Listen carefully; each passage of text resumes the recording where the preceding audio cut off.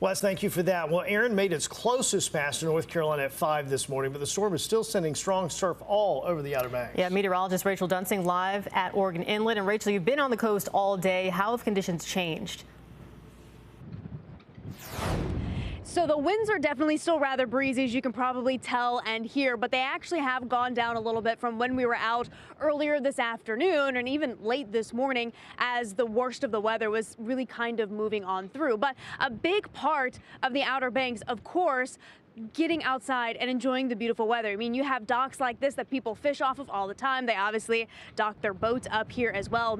We are on the sound side right now, so not quite as choppy as what you would see on the Atlantic side with those big waves. But a big part, again, of the culture of the North Carolina Outer Banks is getting out here and enjoying it. And everyone has been doing that today, at least to the best of their ability. So earlier today, we were at Nags Head Fishing Pier, and we had some really high waves, really rough waters, as Hurricane Aaron was about 250 miles off of the coast. But people were still walking around on the pier, still trying to take in as much of the day as they can. And what's really cool about the Nags Head Fishing Pier, there's a restaurant there as well.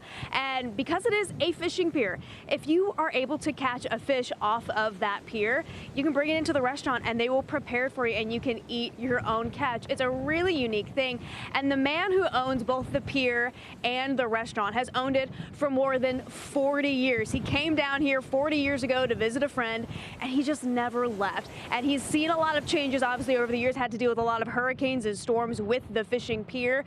But he says one of the coolest things is being able to teach the kids of the community and really anyone who comes around here just kind of what it's like living here on the Outer Banks. We raised a lot of kids on this pier. I mean, when I came here, there were,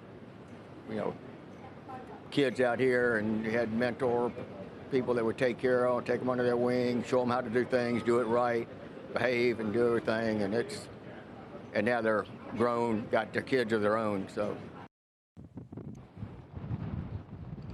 Yeah, he says some really unique and cool memories are seeing kids who maybe catch their first fish or have their first major catch, and they're able to bring it into the restaurant and have it prepared for them. So really cool stories. Of course, the Outer Banks is such a special place, but you see at the Coast Guard station here, that tropical storm flag still flying, as tropical storm conditions are still possible as Aaron pulls away. We continue to feel gusty winds, and even though on the sound side here, the waters are still choppy, we know that on the Atlantic side, the waves are even higher. There could be more issues with that even as we get back into high tide. That's part of the reason why NC-12 is still shut down as well. But even though the hurricane is pulling away from us, people are still trying to get out and do the best to their abilities, enjoy the Outer Banks as much as they can. Live in Dare County, I'm meteorologist Rachel Dunsing, CBS 17. Hey, Rachel, so you're right there at Oregon Inlet on the sound side, and you mentioned, the ocean side. This is, of course, for people who don't know that area, where the Atlantic Ocean comes through that channel there, the Davis Channel, and goes into the sound where you are. Have you seen any effort, did they bring the boats in? Are they just sitting there? Did they just feel like at this point, it would be okay compared to past storms? I'm sure they're not out on the water, but have they brought them in from where they're typically docked? So it's funny, my photographer and I, Dave Hatman, were just here talking, saying we haven't really seen any boats out on the sound side at all. There are still some boats sitting in the harbor here, not many, but there are a few, and they seem to have made it through just fine. But we continue to deal with choppy conditions, and most people who've been out here fishing through the afternoon to the evening have pretty much just been fishing off the dock or just sort of wading into the water and using nets and buckets and things like that. So I think a lot of people are just taking it easy and not risking going out on the boats, because we haven't really seen any since we've been out here today.